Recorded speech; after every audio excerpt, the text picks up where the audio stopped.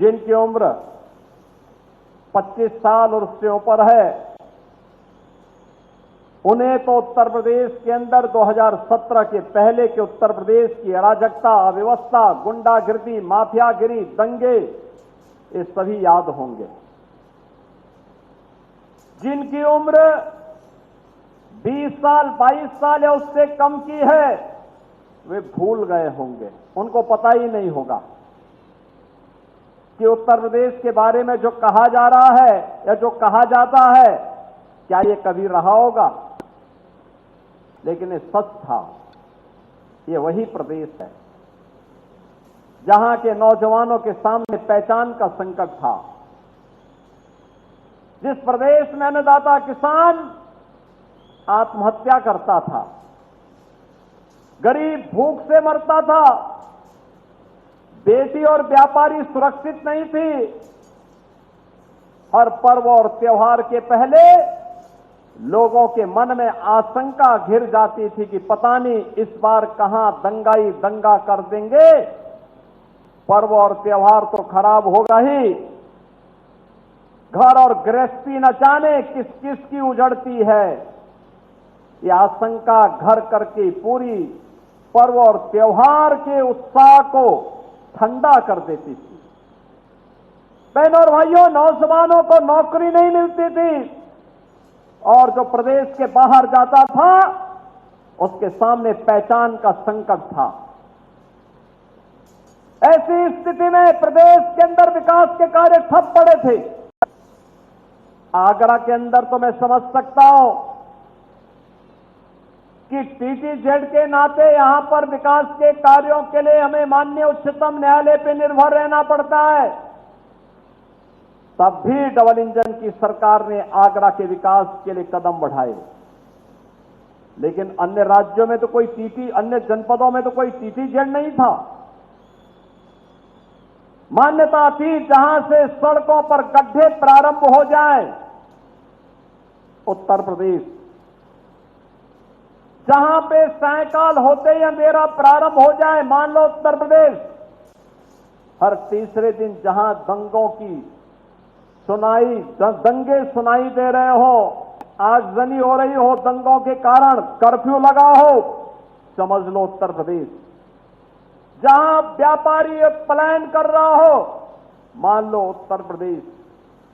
बहनों और भाइयों, ये पहचान का संकट खड़ा करने वाले लोग कौन थे?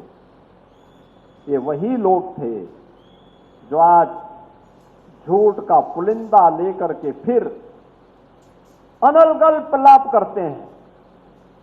आपने देखा होगा, उत्तर प्रदेश के गौरव से जुड़ा हुआ कोई भी कार्य हो, ये लोग पहले ही नकारात्मक टिप्पणी करने लगते हैं। याद करिए, जब कोविड कालखंड में हम लोग प्रधानमंत्री मोदी जी के नेतृत्व में देशवासियों को, प्रधानमंत्री जी और प्रदेश के अंदर में और मेरे सहयोगीगण जिले जिले में जाकर के बचाने के कार्यक्रम के साथ जुड़े हुए थे, तब ये लोग कोरोना के खिलाफ लड़ने की बजाय सरकार से लड़ रहे थे। तब ये कहते थे टेस्ट मत कराओ, तब ये कहते थे ट्रीटमेंट मत कराओ, तब ये कहते थे वैक्सीन मत लगाओ। फ्री में टेस्ट, फ्री में ट्रीटमेंट, फ्री में वैक्सीन और फ्री में राशन, ये डबल इंजन की ही सरकार ने जनता जनार्दन को कोविड कालखंड में दिया था। ये विपक्ष में बैठे हुए लोग केवल आलोचना करके इस पूरे अभियान को फेल करने के लिए एड़ी चोटी लगाई थी, अफवाह फैलाते थे। याद करिए, जब अयोध्या में 500 वर्षों के बाद राम जन्मभूमि पर रामलला के विराजमान का तिथि तय हुई, तब भी इन्होंने विरोध किया। इन्हें आमंत्रण दिया गया, आमंत्रण की बात तो दूर, इन्होंने तमाम प्रकार का दुष्प्रचार किया। पूरी दुनिया अभिभूत थी कि अयोध्या में रामलला विराजमान हो रहे हैं, लेकिन कांग्रेस और समाजवादी पार्टी उत्साह की बजाय इन लोगों के घरों में सन्नाटा छाया हुआ था। और अभी हाल ही में प्रयागराज की धरती पर महाकुंभ का भव्य और दिव्य आयोजन होता है। बहनों और भाइयों, इस भव्य और दिव्य आयोजन के साथ उत्तर प्रदेश वासियों को, देशवासियों को जुड़ने का अवसर प्राप्त हुआ। तब भी कांग्रेस, समाजवादी पार्टी लगातार दुष्प्रचार कर रही थी, लगातार दुष्प्रचार कर रही थी। 66 करोड़ से अधिक श्रद्धालु एक जगह पर एक आयोजन का हिस्सा बने, कभी नहीं देखा गया। दुनिया के अंदर कभी नहीं हुआ, कहीं नहीं हुआ। उत्तर प्रदेश की प्रयागराज की धरती पर हुआ, लेकिन ये लोग तब भी विरोध कर रहे थे। और इसीलिए जब इनको मौका मिला था, कांग्रेस को, समाजवादी पार्टी को, इन्होंने विकास कभी नहीं किया। और आज जब विकास हो रहा तो उसमें बैरियर बनने का काम करते हैं। बहनों और भाइयों, ये वही उत्तर प्रदेश है जहां किसान आत्महत्या करता था। ये डबल इंजन की सरकार आई, पहला ही फैसला था अन्नदाता किसानों की कर्ज माफी का, लघु और सीमांत किसानों का कर्ज माफी का कार्यक्रम संपन्न किया गया। कर्ज माफी का कार्यक्रम हुआ। प्रधानमंत्री फसल बीमा योजना, प्रधानमंत्री कृषि सिंचाई योजना और आज प्रधानमंत्री किसान सम्मान निधि के माध्यम से 2,62,00,000 से अधिक किसान अब तक 80,000 करोड़ रुपए को सीधे उनके खातों में भेजा जा चुका है। बहनों और भाइयों, 2,80,000 करोड़ गन्ना किसानों के खाते में भेजा जा चुका है। धान, गेहूं, दलहन, तिलहन, आलू, इन सभी के समर्थन मूल्य घोषित करके पैसा अन्नदाता किसान के खाते में दिया जा रहा है। अब उत्तर प्रदेश का किसान आत्महत्या नहीं करता है। हमारा अन्नदाता किसान अब आत्मनिर्भर बनकर के उत्तर प्रदेश के विकास में अपना योगदान दे रहा है। वे नकारात्मक कार्य करते थे समाजवादी पार्टी और कांग्रेस के लोग, तो अन्नदाता किसान को आत्महत्या करने के लिए मजबूर कर दिया था। आज सरकार सही कदम उठा रही है, वही किसान आत्मनिर्भर बनकर के विकास की प्रक्रिया का हिस्सा बना हुआ है। युवा नौकरी नहीं मिलती थी। हमने अब तक 8.5 लाख से अधिक नौजवानों को नौकरी दी है, सरकारी नौकरी दी है। अभी हाल ही में आपने देखा होगा 60,000 पुलिस भर्ती की प्रक्रिया संपन्न हुई है। 60,000 में से 12,000 में तो केवल बेटी ही सिलेक्शन हुई है। बहनों और भाइयों, ये कभी नहीं हुआ था। इतने बड़े पैमाने पर नौकरी, परंपरागत उद्यम को प्रोत्साहित करने के लिए कार्यक्रम, एमएसएमई के माध्यम से पहले ये लोग समाजवादी पार्टी और कांग्रेस के लोग 1 डिस्ट्रिक्ट 1 माफिया पैदा करते थे। हमने 1 डिस्ट्रिक्ट 1 मेडिकल कॉलेज दिया है। 1 डिस्ट्रिक्ट 1 प्रोडक्ट भी ये डबल इंजन की भारतीय जनता पार्टी की सरकार ने दिया है। नौजवानों को नौकरी मिली, रोजगार के अवसर खुले, प्रदेश विकास के पथ पर आगे बढ़ रहा है। आज देश के सबसे ज्यादा एक्सप्रेसवे यूपी के पास, इंटर स्टेट कनेक्टिविटी यूपी के पास, सबसे अधिक मेट्रो यूपी के पास, सबसे ज्यादा रेलवे का नेटवर्क यूपी के पास, सबसे अच्छी हाईवे यूपी के पास, सबसे ज्यादा एयरपोर्ट यूपी के पास और सबसे ज्यादा युवा ऊर्जा, प्रतिभाशाली युवा उत्तर प्रदेश के पास। आज उत्तर प्रदेश जिस आगरा के बारे में तमाम प्रश्न खड़ा करते थे, और जब मैं आया था पिछली सरकार की सोच को देखो, इसी आगरा में ये लोग कहते थे इन्होंने एयरपोर्ट नहीं बनाया, मेट्रो नहीं दी, पेयजल की सुविधा नहीं दी, यहां की अन्य बुनियादी सुविधाएं नहीं दी। हर घर नल की योजना आज डबल इंजन की सरकार दे रही है। गांव गांव की कनेक्टिविटी को डबल इंजन सरकार कर रही है। सर्वे अटल जी के बटेश्वर को वैश्विक पटल पर लाने का काम एक डबल इंजन की सरकार कर रही है। यहां के पेठा को भी और यहां के लेदर इंडस्ट्री को भी जान देने का काम एक डबल इंजन की सरकार कर रही है। लेकिन पिछली सरकार ने क्या कहा, यहां पे एक म्यूजियम का निर्माण ये लोग करा रहे थे, उसका नाम भी इन्होंने मुगल म्यूजियम रखा। हमने कहा भी मुगलों का आगरा से क्या संबंध है? आगरा का संबंध ब्रजभूमि से है, वृंदावन बिहारी लाल से है, राधा रानी से है, और आगरा की पहचान अगर किसी से है तो छत्रपति शिवाजी महाराज से है। और इसीलिए हमने कहा यहां का म्यूजियम का नामकरण मुगल म्यूजियम नहीं होगा, छत्रपति शिवाजी महाराज के नाम पर होगा।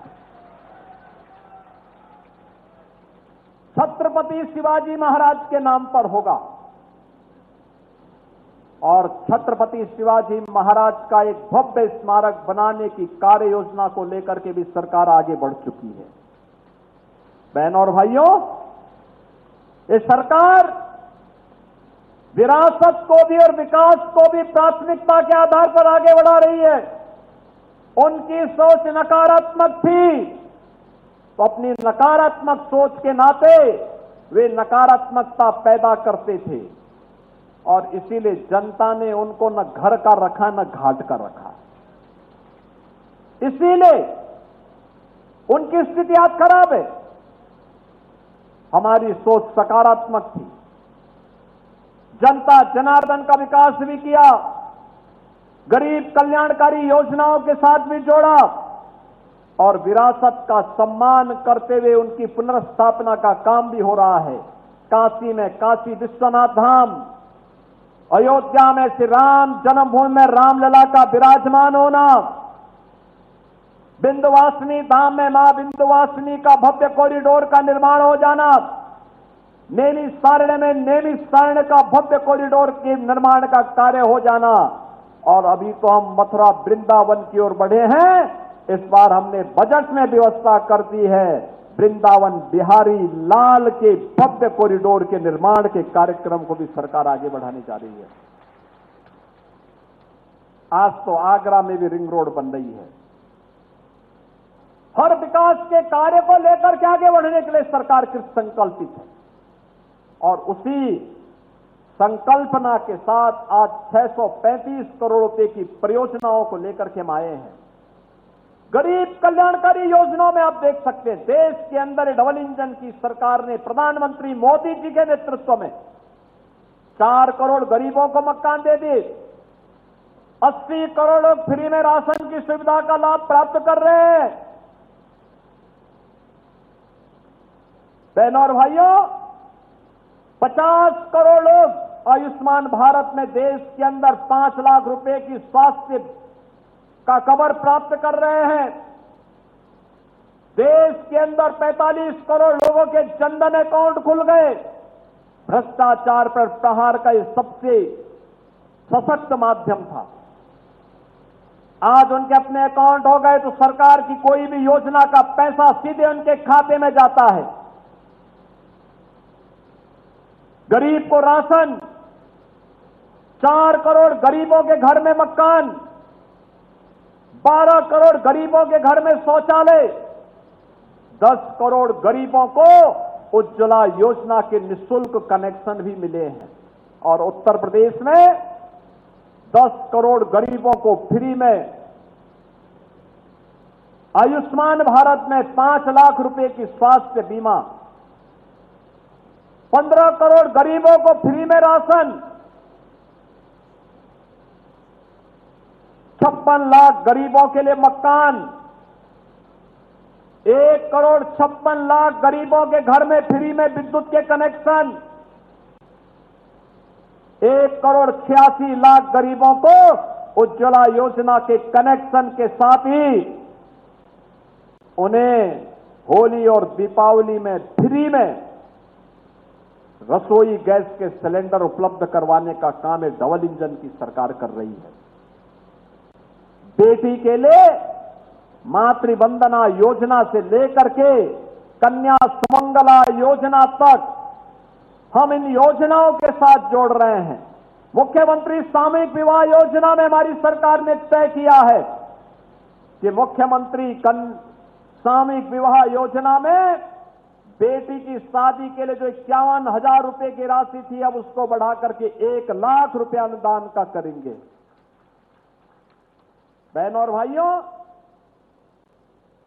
1,06,00,000 परिवार वृद्धजनों के, निराश्रित महिलाओं के, दिव्यांगजनों को 12,000 रुपए सालाना हम पेंशन की सुविधा का लाभ दे रहे हैं। बहनों और भाइयों, प्रदेश वही है, तंत्र भी वही है, केवल शासन बदला है। पहले जो शासन में थे अपने परिवार का सोचते थे, लेकिन मोदी जी के मंत्र को लेकर के, सबका साथ और सबके विकास के मंत्र को लेकर के आज जब कार्य करना प्रारंभ हुआ है, डबल इंजन की भाजपा की सरकार आई है, तो 8 वर्ष ये सेवा के भी हुए, सुरक्षा के भी हुए, सुशासन के भी हुए, विरासत और विकास का अद्भुत समन्वय देखने को मिल रहा है। और विकास के कार्य भी दिखाई दे रहे हैं, गरीब कल्याणकारी कार्य भी दिखाई दे रहे हैं। हर एक तबके के जीवन को आत्मनिर्भर बनाने के लिए ये डबल इंजन की सरकार लगातार कार्य कर रही है। और इसीलिए कह सकते हैं 8 वर्ष उत्तर प्रदेश के इतिहास के उत्कर्ष के वर्ष हैं। और उत्कर्षता के इन 8 वर्षों के लिए आप सभी आगरा वासियों को मैं बधाई देने के लिए आज आगरा में आपके बीच आया हूं।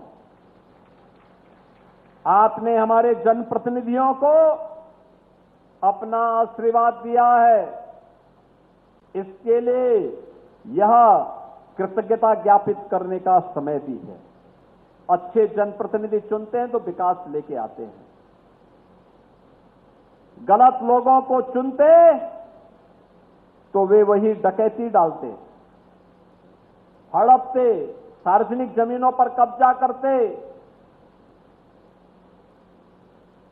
लेकिन आज जब अच्छे जनप्रतिनिधि हैं, विकास हो रहा है, कहीं गंगा जल आ रहा है, कहीं एयरपोर्ट आ रहा है, कहीं मेट्रो बन रही है, कहीं छत्रपति शिवाजी महाराज का म्यूजियम बन रहा है, कहीं गौशाला बन रही है, कहीं जल जीवन मिशन में पेयजल की स्कीम बन रही है, कहीं बटेश्वर में सरदेव अटल जी का स्मारक और वहां पर अन्य नई योजनाओं को आगे लागू किया जा रहा है, कहीं हाईवे बन रहे हैं, कहीं रिंग रोड बन रही है, कहीं फ्लाईओवर बन रहा है।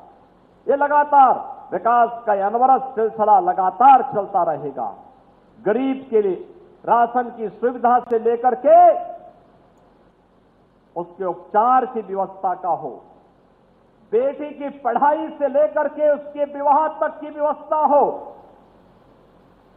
मातृशक्ति के स्वावलंबन के कार्यक्रम को आगे बढ़ाने का हो, अन्नदाता किसानों की खुशहाली का हो, या फिर श्रमिकों के लिए अटल आवासीय विद्यालय के माध्यम से उत्तम शिक्षा उनके बच्चों को प्रदान करने का कार्य रहा हो। ये सभी डबल इंजन सरकार के द्वारा पूरी प्रतिबद्धता के साथ आगे बढ़ाने का कार्य किया जा रहा है। और इसलिए मेरी आप सबसे अपील है, उत्तर प्रदेश ने $1 ट्रिलियन की इकोनॉमी बनने के लिए हम भी भारत के विकास में अपने जिम्मेदारियों का निर्वहन करके योगदान देंगे। इसके लिए आपका समर्थन प्राप्त करने के लिए हम लोग आए हैं कि जो आशीर्वाद आपने अब तक भारतीय जनता पार्टी के जनप्रतिनिधियों को दिया है, यही आशीर्वाद आपका बना रहना चाहिए, जिससे उत्तर प्रदेश देश की नंबर 1 की अर्थव्यवस्था बनने की दिशा में आगे बढ़ सके। और इसी के लिए आपके कारण आज उत्तर प्रदेश में अच्छे दिन देखने को मिले हैं। आज उत्तर प्रदेश विकास के पथ पर देश के अंदर सबसे तेज गति से दौड़ने वाले राज्य के रूप में स्थापित हुआ है। आने वाले समय में इस गति को और दुगनी गति से आगे बढ़ाया जा सके, इसके लिए भी आपका आशीर्वाद भारतीय जनता पार्टी से जुड़े हुए इन जनप्रतिनिधियों को चाहिए। इसी विश्वास के साथ 8 वर्ष के प्रति हृदय से धन्यवाद ज्ञापित करने के लिए मैं आपके पास आया हूं। आज के इस अवसर पर 635 करोड़ रुपए की जो विभिन्न परियोजनाएं आज आगरा को प्राप्त हो रही हैं, इन सब की भी मैं आपको बधाई देता हूं। सभी जनप्रतिनिधियों को धन्यवाद देता हूं और विश्वास करता हूं कि हम सब आगरा और उत्तर प्रदेश के विकास के साथ कदम से कदम मिलाकर के इसी प्रतिबद्धता के साथ आगे बढ़ेंगे। आप सबके प्रति मेरी मंगलमय शुभकामनाएं हैं। धन्यवाद। जय हिंद।